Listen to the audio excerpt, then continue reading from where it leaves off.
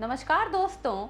नदियां सभ्यताएं बनाती हैं, लेकिन जब उनके पानी के बंटवारे की बात आती है तो ये राज्यों के बीच विवाद का कारण बन जाती हैं। आज हम बात कर रहे हैं महानदी जल विवाद की, जो उड़ीसा और छत्तीसगढ़ के बीच दशकों से चला आ रहा है। छठी सबसे बड़ी नदी होने के नाते महानदी उड़ीसा की जीवन रेखा यानी लाइफलाइन है। लेकिन हाल ही में महानदी वाटर डिस्प्यूट्स ट्राइब्यूनल की सक्रियता और दोनों राज्यों के दावों ने इस मुद्दे को फिर से सुर्खियों में ला दिया है। आखिर छत्तीसगढ़ के बैराजों से उड़ीसा को क्या दिक्कत है, चलिए समझते हैं आसान भाषा में।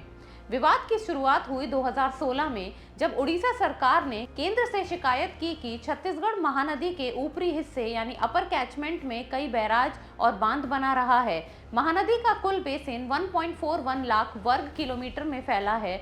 इसका 53.9% हिस्सा छत्तीसगढ़ और 45.7% उड़ीसा में आता है। उड़ीसा का दावा है कि छत्तीसगढ़ ने 6 बड़े औद्योगिक बैराज बनाए हैं, जिससे मॉनसून के बाद उड़ीसा में पानी का बहाव 80% तक कम हो गया है। इससे उड़ीसा के 15 जिलों में खेती और पीने के पानी का संकट पैदा हो गया है। अब देखिए दोनों राज्यों का क्या पक्ष है। उड़ीसा का कहना है छत्तीसगढ़ पानी रोक रहा है, जिससे उड़ीसा का प्रसिद्ध हीराकुड बांध सूख रहा है। 1983 के एक समझौते के अनुसार दोनों राज्यों को अपनी सहमति से काम करना था, जिसका छत्तीसगढ़ ने उल्लंघन किया। छत्तीसगढ़ का तर्क है, हम सिर्फ अपने हिस्से के पानी का उपयोग कर रहे हैं। महानदी का अधिकांश पानी समुद्र में बेकार बह जाता है।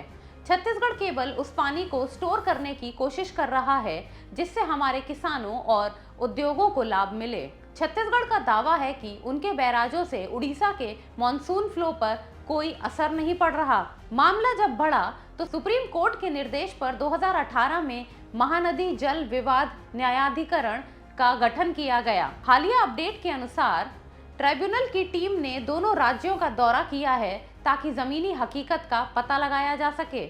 विवाद इस बात पर अटका है कि नॉन मॉनसून महीनों यानी अक्टूबर से मई के दौरान पानी का बंटवारा किस अनुपात में हो। ट्राइब्यूनल को यह तय करना है कि क्या छत्तीसगढ़ के बैराजों ने वास्तव में हीराकुड बांध की कार्यक्षमता को प्रभावित किया है।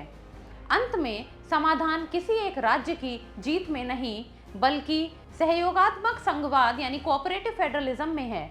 जलवायु परिवर्तन के इस दौर में पानी की हर बूंद कीमती है। अगर दोनों राज्य मिलकर वाटर शेयरिंग फॉर्मूला तैयार करें तो ही इस विवाद का अंत हो सकता है। महानदी लगभग 858 किलोमीटर लंबी है। इसे उड़ीसा की जीवन रेखा कहा जाता है, क्योंकि यह राज्य के एक विशाल भूभाग को सिंचित करती है। सांस्कृतिक रूप से इस नदी के तट पर सिरमौर छत्तीसगढ़ और कटक उड़ीसा जैसे ऐतिहासिक शहर बने हैं।